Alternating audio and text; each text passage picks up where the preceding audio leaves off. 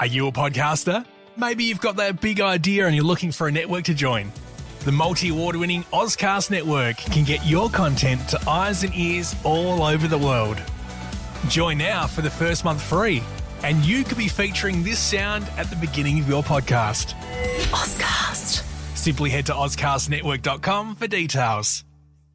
Connect with your potential customers wherever they are. Effective uses Comcast viewership data insights to combine advanced targeting capabilities with premium TV and streaming content, so you can deliver the best ad experiences to your audience no matter how they watch. Visit EFFECTV.com.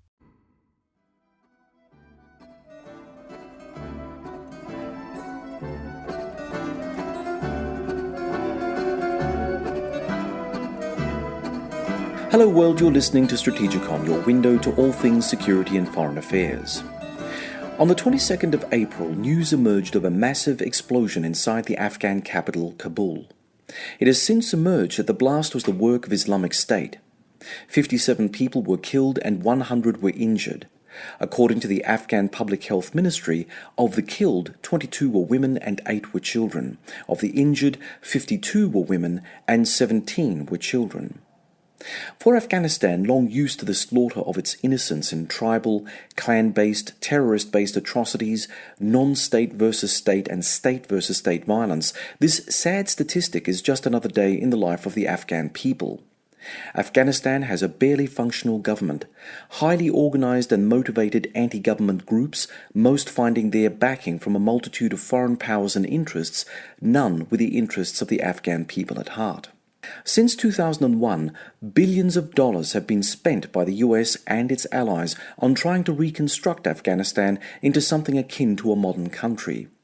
Where that money has gone is anyone's guess, though corruption among local government officials is rife, and for those Western companies outsourced to do the work of governments, a lack of proper accountability layered by a Byzantine labyrinth of networks within networks led to a far more insidious and sophisticated form of corruption at a strategic level, which has left Afghanistan in no better condition than it was when under Soviet occupation, and arguably in many ways much worse. When we first broached this topic on Strategicon with Professor Albert Wolff some 10 months ago, Albert, who works at the American University in Kabul, painted a bleak picture of Afghanistan and its future. Today we decided to revisit this topic with Professor Wolff, following on from the recent spike in terrorist attacks in the country. We are joined also by SIA's resident existentialist philosopher David Olney.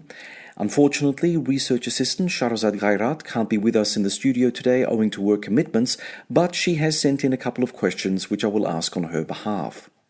Before we start today's episode, I would like to remind listeners that Strategicon can be found on iTunes, SoundCloud, Stitcher, TuneIn, YouTube, and on the Sage International Australia website, www.sageinternational.org.au. Albert, welcome back to Strategicon. Great having you with us. Thank you for having me. Albert, if I could start off by saying earlier this month, on 9th of April, ISIS leader in Afghanistan, otherwise known as Islamic State in Khorasan, Qari Hekmatullah, was killed by an airstrike in Faryab province. Can we say that this has had any real operational or political impact on Islamic State in Afghanistan? I would say a couple of things. I say, first of all, contrary to the adage that a week is a very long time in politics, a week is really too short a period of time. Now, first of all, generally speaking, there is a finding that drone strikes have had a positive effect on degrading terrorist organizations in places like Pakistan. I can't say though that we can say that it's that it's had that effect in ISIS-K or ISIS Khorasan, just because it's been too short a period of time. The second thing is that, extrapolating from the findings in Pakistan, there's necessarily been fewer people joining or how can I say it, fewer people or more people leaving the organization, if that makes sense. So it's sort of my best guess would be that it has contained the organization. In terms of the difference between Pakistan and Afghanistan, could we sort of read into that perhaps that in Pakistan, where there is something resembling normality, drone strikes have a greater impact on the organisation because people can find another way to have a life. They don't necessarily need to be involved in an organisation like the Taliban. Whereas in Afghanistan, because war has been such a constant state, could we argue that drone strikes are more likely to foment greater problems and greater commitment and a greater desire for a grudge match versus the West? I'm not sure. Do you mind rephrasing the question? I mean, are you trying to say that drone strikes are more likely to be effective in Afghanistan? No, the opposite. That really in Pakistan, because there is an alternative way to have a life, because violence is not everywhere, that drone strikes do seem to have some impact. Whereas I would wonder in Afghanistan, because of constant wars, literally since 1979, if it's a case where war is just so normalised now that a drone strike, all it does is change the leader. It doesn't really change people's level of motivation. It's an interesting point. I hadn't really thought about that, and there really isn't enough data to really answer that question intelligently, because it's so hard to do any sort of groundwork. I would say that there is some evidence that leadership decapitation in general does have an impact, because it forces the organization to look for somebody else, and it does impose a cost. It has, but you do make a good point that with respect to Afghanistan, war has been much more normalized than it has been in many other places. That's true. Albert, while we were waking up to the news that the Trump White House had bombed 3 alleged Syrian chemical warfare sites, 26 Afghan security officers were killed and 2 schools were burnt down in a series of attacks last weekend. The Afghan government has claimed that the Taliban was behind these attacks. Do you have any further information to corroborate this allegation? I don't have any further information except to say that I'm sorry to say that usually whenever the Afghan government gives a casualty count, the rule of thumb is to multiply by 3. So it's usually, probably more like 75 or even 80 people were probably killed as opposed to 26. With casualty figures being so hard to quantify in Afghanistan, do we see the impact directly on the population? Is this part of the reason for economic growth being almost impossible? Is this part of the reason why people just cannot get past the thing of trusting family, clan, tribe? That the casualty level is just so consistently high, underreported, and so socially significant that there's no real way to sort of expand government influence over the population, build trust, because the constant effect of casualties is just so traumatic on the population. Well, I think that it's clearly part of the reason. Part of the reason is that you have a government that simply cannot establish itself. You have a government that is, we talk of a government, but in reality, Ashraf Ghani isn't even mayor of Kabul in many respects. You look at, all the problems within the government itself. You take one issue like corruption, which itself is extremely hard to tackle in any country. You have corruption running up and down throughout the Afghan National Security Forces. That's part of the reason why. There was a horrible attack last year. Soldiers were, members of the security forces were paid off by members of the Taliban. They were given, their trucks, their uniforms, and so on. Part of the reason for economic growth is things like high transaction costs. Yes, it is the ongoing violence, but it's also all of the problems with corruption, and it's all of the problems, all of the problems that are endemic to, again, high transaction costs, a state that can't do very basic things like raise taxes, a state that just can't function, and a state that's at odds with itself. I mean, this coalition government, which between Ashraf Ghani and Abdullah is barely functioning. I mean, they were supposed to be 2 parliamentary elections. They were canceled both times. There's supposed to be an election this summer, and most people are very doubtful that will take place. So, I mean, part of it is the fact that you have a government that is just not working, and it isn't just because of the issues of terrorism and war. It's because of issues of corruption and political opportunism. Yeah, it's very sad that we used to be able to make the joke that Karzai was the mayor of Kabul, and yet now we can't Now it's just sad that we can't say anyone is the mayor of Kabul, that it's sunk to the level where the corruption and the disorganisation are so extreme. Lately in Australia, we've been getting a little bit of footage of the Afghan commandos, and the footage has very much been trying to portray that their competence level has increased significantly, and that sort of their effectiveness in the field, I think is being sold to us that, we've still got training teams there, that the training teams are getting some sort of positive outcomes to make up for the fact we can't do a damn thing for the Afghani government. Is there any local evidence that the competence of Afghan Special Forces is getting any better? Are they the one good news story, or is that about as hollow as the power of the presidency? I think it's the latter. I mean, what are the results in the battlefield? I mean, a lot of this to me, my instinct is, what is the evidence of the battlefield? My instinct is that this is propaganda. Yeah, because that's all we're getting here is footage that looks like someone was in a firefight, but we get no explanation that it achieved anything of any value. So it's just desperate last resort for a multi-year deployment to try and justify something. Following on from this point, President Ghani has just argued for the raising of territorial troops in Afghanistan.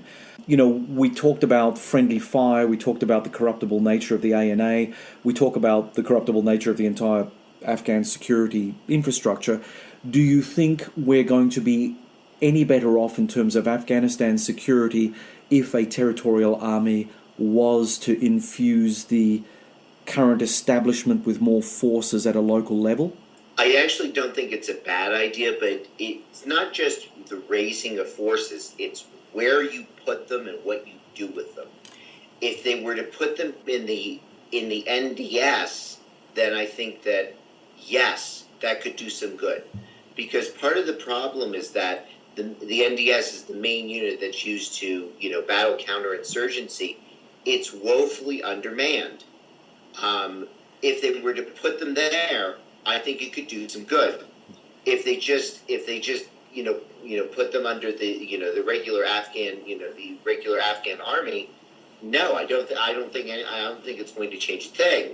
One other thing is that it's going to also depend upon whether or not they segregate them by ethnicity, and then further segregate them by tribe.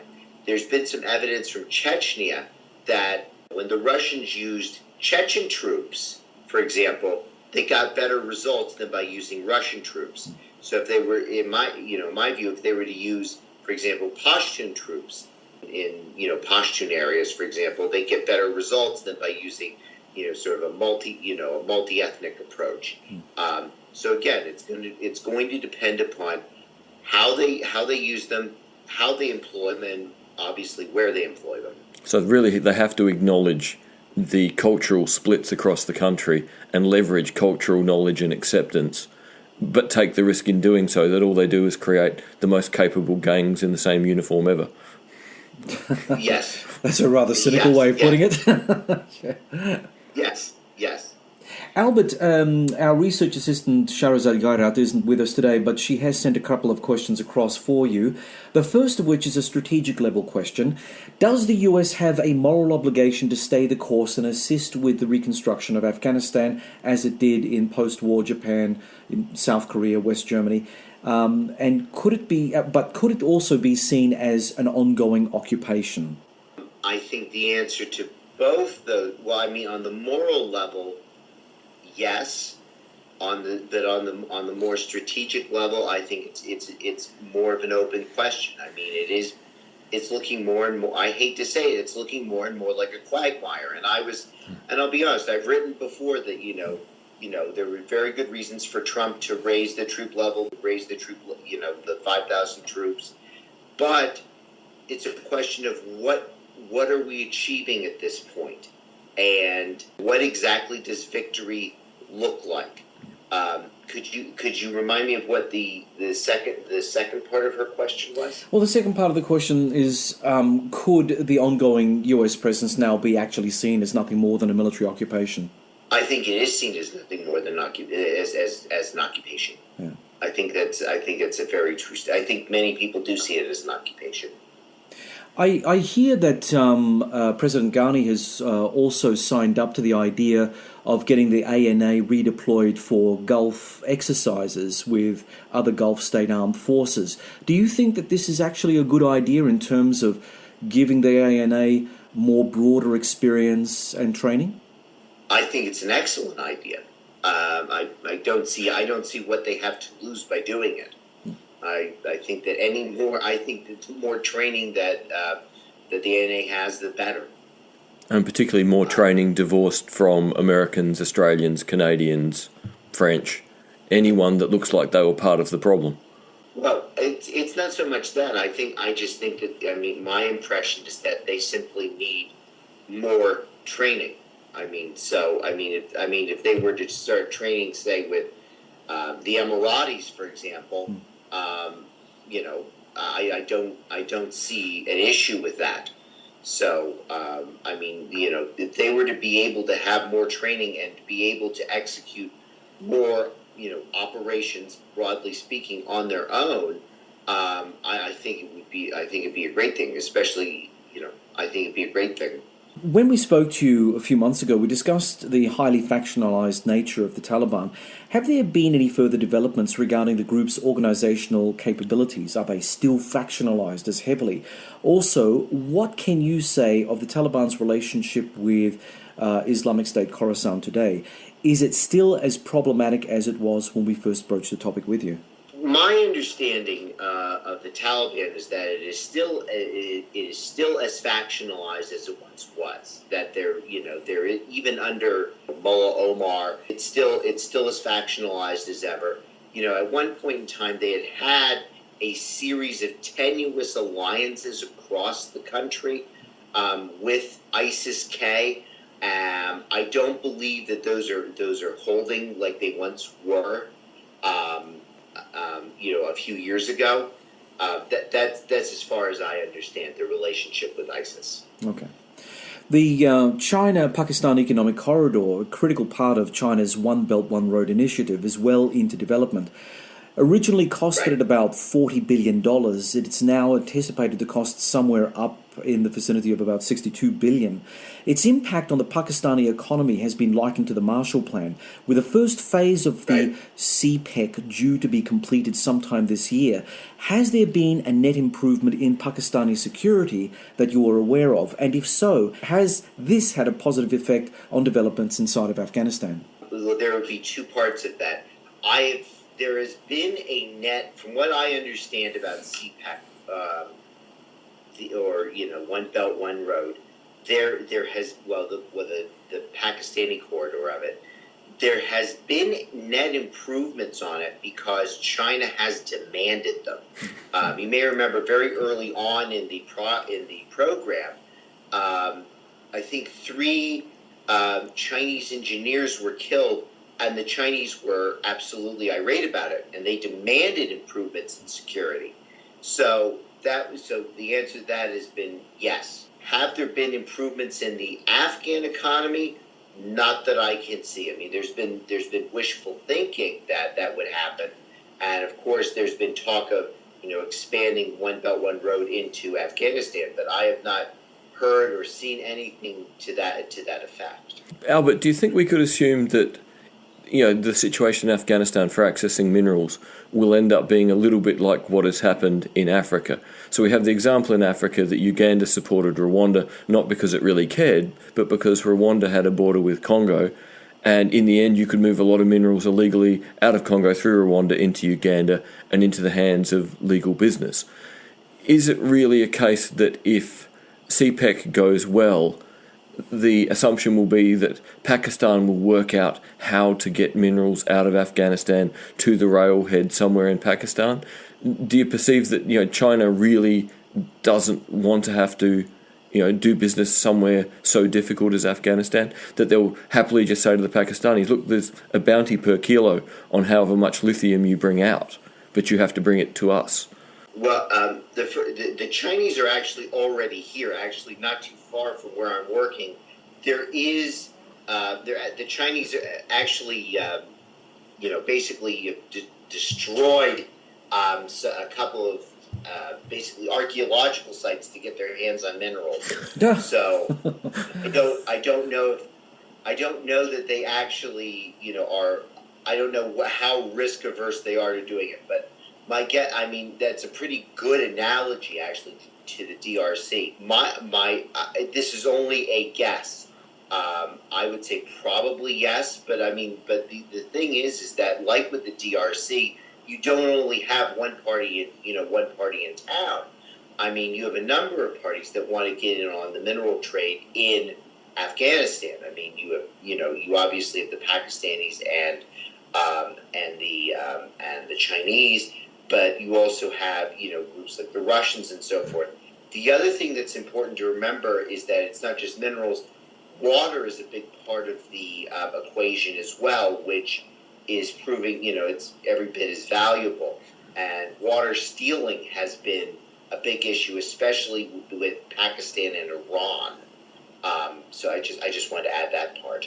So really, because water is so valuable, you might get really solid relationships between individual provinces or individual warlords and a Chinese company where everyone can win locally without any need for Kabul to be in the mix. Because quite simply, they're so divorced from the reality, they can't influence it, so people can go ahead and make their own deals.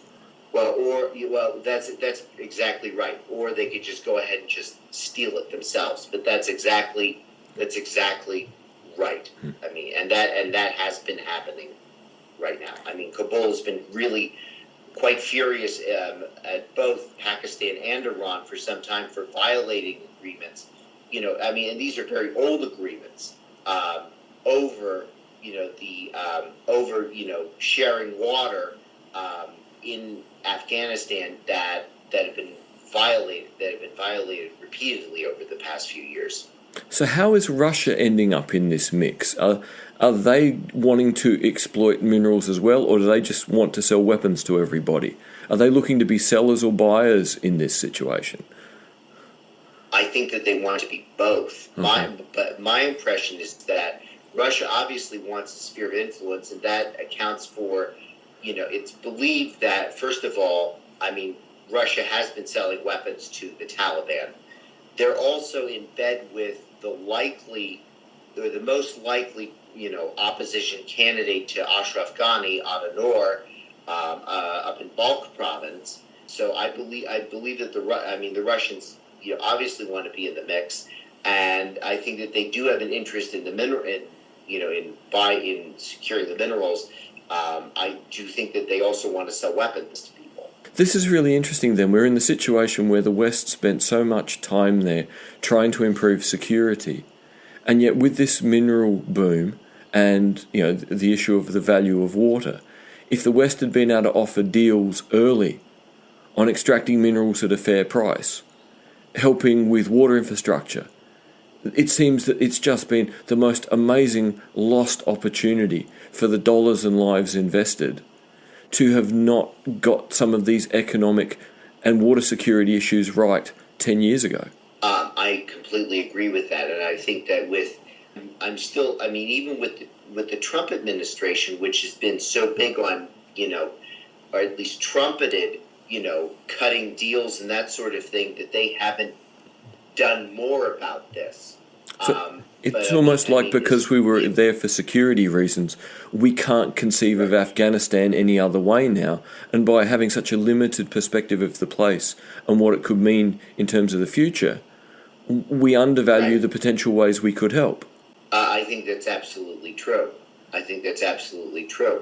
And the other thing is that as a result, I think that Afghanistan is very likely to fall prey to the resource-rich curse.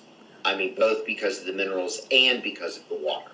So suddenly Congo becomes the most likely, parallel. Everyone's interested. Everyone plays one group off another within the country. It's impossible to sort of maintain central authority in any meaningful way. And we eventually potentially, get an Afghan war that looks something like the major Congo wars, where everybody was in for everything they could get. To the point where in Congo it got to the point where South African Special Forces didn't want to go home because they were making so much money. Actually, the Congo analogy is a really good one. I think you're absolutely right about that. And now we'll take our usual musical interlude. You're listening to Strategicon, the podcast of SIA.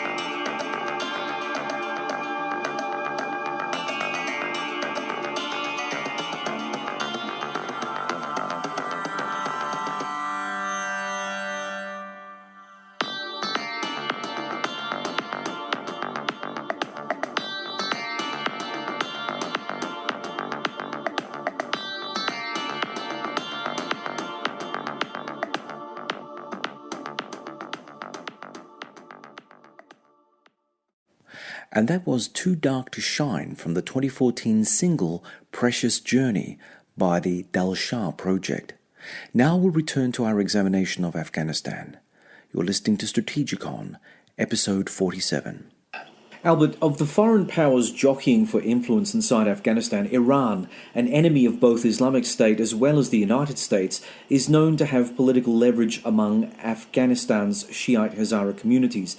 Apart from Iranian use of this influence to gain information on US troop movements and the whereabouts of Islamic State and Taliban fighters, is Iranian resolve to carve out a fully functional sphere of influence in Western Afghanistan fictional, or have they actually made progress in this endeavor? My understanding is that it's not. It's non-fictional. It's very, very real. And one thing to remember is that it's not just the Iranians don't just have soft power. Among the Hazaras who have been, historically repressed. Their role in Afghanistan has been analogous to the role of the Shia in Iraq, say under Saddam Hussein, for example. The Iranians want this for a couple of reasons. First of all, as a hedge against the United States, as a hedge against ISIS. Also, possibly, as I've heard this before, but as a hedge against Pakistan as well. But also as a recruitment center for their adventures in places like Syria. And they have recruited an awful lot of Afghans to go into Syria. and go and fight, and they let their families live in Iran for some time. Albert, a question from Shahrazad. At the beginning of this year, we have seen news articles reporting that people in Afghanistan, especially among the younger generation, are now carrying ID cards in the hope that in the case of an emergency, the doctors and their relatives may be able to find them with these notes. Shahrazad would like to know what the youth of Afghanistan want for their country. Do they want to continue down an ultra-hardline conservative path and follow the Taliban, or do they want to become more liberalized? I mean, what's your sense of the situation? It's extremely hard for me to answer for two reasons. The first is that I'm very restricted in my movement, so I don't get to go out and talk to a lot of people. And also, the youth that I'm talking to it's a very narrow group. So I haven't met anybody who wants the Taliban, last year, for example, even though he's not Taliban, one of the major warlords, Gulbuddin Hekmatyar, of the Jamaat-e-Islam Party, moved back into Kabul. And there was a lot of, I guess, fanfare, but there were a lot of demonstrations about it. None of the young people were very happy about it, for obvious reasons. I mean, he's known as the Butcher of Kabul. So, I mean, a lot of the young people that I deal with want the U.S. to stay, but I think that they also want the U.S. to do the bulk of the fighting too, which I think is problematic. So, but I have not met any of the kids who I teach who are pro-Taliban or pro any of the. It's believed there's around 23 different militant groups within Afghanistan who have said anything that favors them. A lot of them are sick of the endemic corruption in their country, but I have not heard anybody voice sentiments that are pro-Taliban. I think that they want something along the lines of a working democracy, not necessarily liberal in a Western sense, but a much more of a working, functional democracy. Albert, the kids you're teaching, where do they imagine their futures leading them? Do they see themselves as the next generation of public servants to try and make the system better? Do they imagine political careers to try and make democracy work better? Are they learning English for the day that they believe they will probably finally follow the trend line of clever, educated people in Afghanistan and flee to the West? Have they got sort of idealism and a plan, or idealism and a suitcase packed for when it gets too bad? What sense do you get? Frankly, it's a little bit of both. Okay. I have some students who are clearly planning for a political future, who want to run for public office. With some of I call them kids, but they're in their, from their mid to late 20s to even in their early 30s, and they have children of their own. Some of them have jobs in, the various ministries. Some of them, want a political career. Others, are planning, they apply for the Fulbright or the Chevening, or the Dodd Fellowship, and it's pretty clear that they're going to go, and they would very much like to stay. They're very pessimistic about the future of the country. So it's terrible. You're potentially teaching the people who would be able to think their way through improving it. And yet if they can't see improvements, yes, they can't invest in having their young children grow up and be their age in Kabul. Yeah. That's absolutely right. A lot of them, or a sizable number, don't believe the country, where they don't believe the country has a healthy future. They just don't believe it's going to be any different than it has been in the past. Albert, President Trump's international policies to date have been about the retrenchment of American global power. Now, having passed its first year anniversary, what can you say about America's commitment to Afghanistan security? Has there been a noticeable decline in interest from Washington in supporting its ongoing mission? Well, I think that on paper and on the ground, it's been, quite the opposite. Trump campaigned on a retrenchment strategy, even almost on an isolationist policy. And one of the first things he did last summer was, we raised the level. We had a mini surge of 5,000 troops. So, but the suspicion among a lot of people is that, we're going to pull out. Now, it's not, this president is known for being inconsistent. The past couple of weeks, first he said we're going to pull out of Syria. Then we got a different statement from Brett McGurk, the presidential envoy for ISIS, that said we're not pulling out of Syria. So President Trump said we're not pulling out. Then he said again, well, we're pulling out of Syria. So I can't say with any certainty what the policy is going to be in Afghanistan, but I think that there is a lot of suspicion that he might end up pulling out troops out of Afghanistan. It's very hard to predict with this president in particular. Albert, it's been said that after 3 decades of American military efforts in Afghanistan, Afghanistan is still a hotbed of great power, rivalry, terrorism and counterinsurgency. But most of all, its economy is still dominated by narco-trafficking, the country being the world's largest illicit opium producer. It is said that every spring the opium harvest fills the Taliban's treasury with money it needs to recruit, equip and train a new gathering of fighters. Can you explain how the spring of 2018 is any different from those that preceded it? The opium harvest is I have to admit, is not my area of expertise. But from what I understand, it's not any different. And the reason it's not any different is that we try to program, if this was meant to supposedly win hearts and minds, where farmers would be paid to harvest wheat as opposed to harvest opium. The simple fact of the matter is that opium is more valuable than wheat. That's the simple fact of the matter when it comes to opium harvests. But I don't have specific data on opium.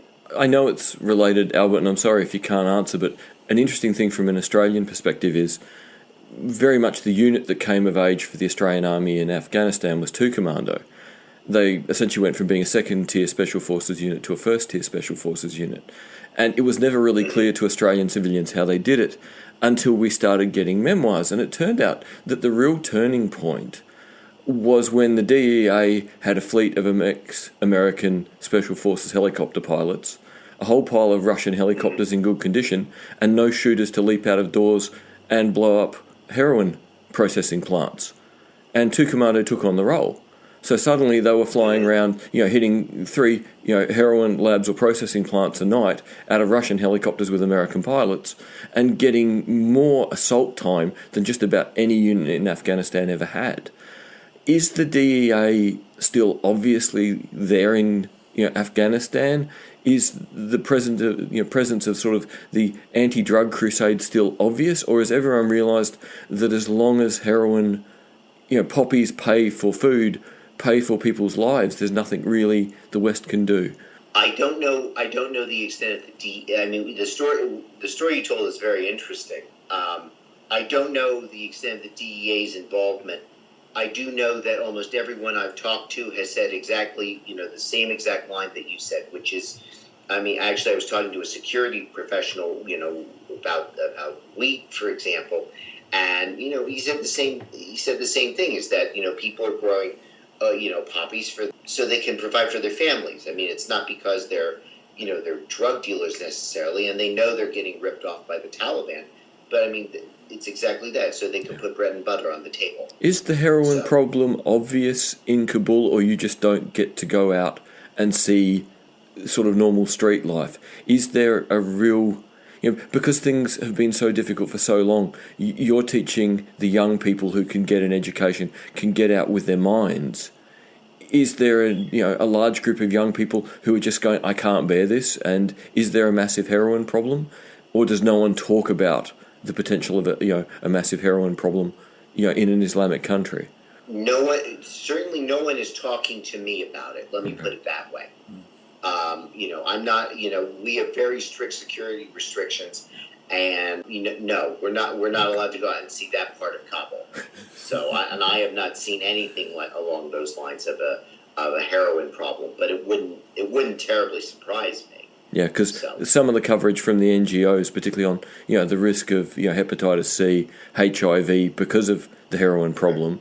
Some of the NGOs are saying it's huge, but no one but them wants to talk about it, and they're only talking about it when they get home here to Australia or the US, and they're trying to get funding, to run a clinic again next year. Where they're sort of totally out of step with the anti-drug policy and sort of whatever the Afghan government thinks about it.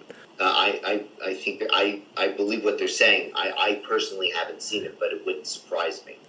It wouldn't surprise me at all. Albert, on a related topic, recently I saw a documentary by the noted chef Gordon Ramsay on cocaine production in Colombia. Now, one of the things that he raised, and I think that it might very well be relevant to this discussion, is the lack of transport within Colombia prevents farmers from moving away from growing the coca leaf, which is obviously where the cocaine comes from. And so therefore it makes no economic sense to diversify their crop yields into legal crops like wheat or maize or anything. And the farmer who was actually stomping on his coca leaves at the time that he was being interviewed by Ramsay said, look, no roads, it's much easier for us just to do this, because in little packets we can transship it into a village, and then from the village it goes into the city, and so on and so forth, and hey presto, we have an economy. And of course we know that Colombia is essentially a narco state. Their entire economy is predicated on the exportation of cocaine. With regard to Afghanistan, could we also have? Is the problem also analogous to Afghanistan? With lack of infrastructure, lack of roads, lack of incentive for local farmers to move away from growing poppies. Is this a problem that you think might also be at the level in Afghanistan? I think it's absolutely a problem. I mean, for example, the South Koreans a few years ago, and this is right after the United States invaded, tried building roads, and locals would literally burn down the roads, burn down any of the efforts they were making, because some of them saw it as un-Islamic. And I think that it is definitely part of the problem. I think that I would imagine, I haven't spoken to any farmers, but I would imagine that the situation is analogous, or probably the exact same thing. So road building has failed as much in Afghanistan now as it sort of, 2002-03, when people were saying then it took forever to get anywhere. Nothing's got any faster. It still takes forever to get anywhere. That's absolutely right. Most of the roads are dirt roads. So what happened to the nation building? I mean, it's a facetious question, I know. Well, quite frankly, I think the answer, which is that the nation building has failed. And part of it is that, there's actually a terrific book by David Lake from UC San Diego called State Building. And basically he talks about the reasons why, it's so difficult to actually go abroad and build the state. It's failed colossally.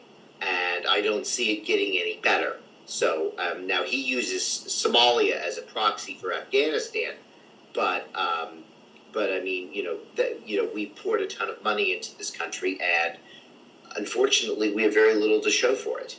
Is that partly to do with the fact that it was kind of like set within a neoliberal economic agenda where everything is kind of like an outsourced US company or Western company that goes into Afghanistan, reaps in the profits from, basically law-abiding taxpayers in the West, and makes money hand over fist only to pack up stumps and go home with nothing to show for it? Was there a sort of almost rapine effect on the nation-building project by the companies that were tasked for it, went in there and just set up what they thought was this fantastic nation-building infrastructure, only to take the money, say thank you very much for the money, and leave the Afghans as poverty-struck as before? I think that's part of it, but I also think that, we also poured a lot of money into different little, Afghan companies, and we have very little to show for it, too.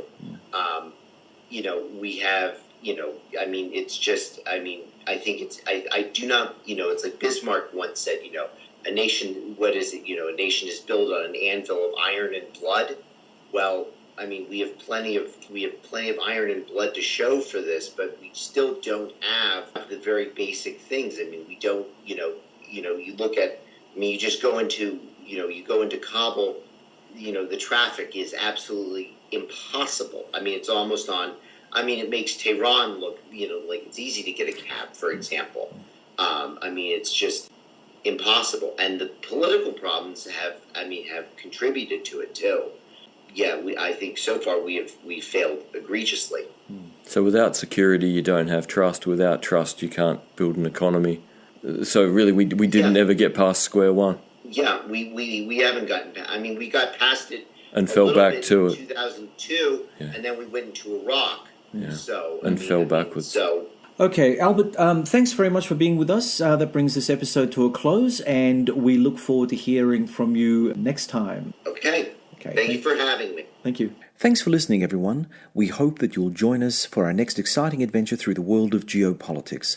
Remember that you can subscribe to Strategicon through iTunes, SoundCloud, Stitcher, TuneIn, and YouTube. And please like us on the Sage International Australia Facebook site and follow us on Twitter. We appreciate your support. Also, please comment on any of our articles and podcasts through Facebook, LinkedIn, Twitter, and of course on the Sage International Australia site. We welcome any constructive feedback that can help improve our products, and we look forward to engaging with our followers. Until next time, goodbye.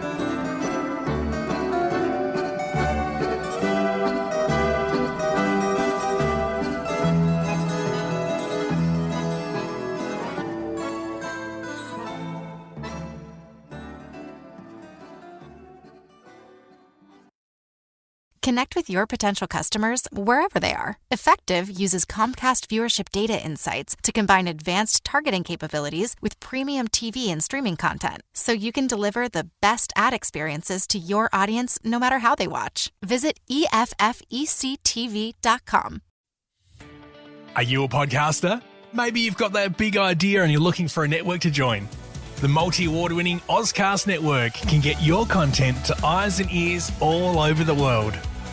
Join now for the first month free, and you could be featuring this sound at the beginning of your podcast. Ozcast. Simply head to ozcastnetwork.com for details.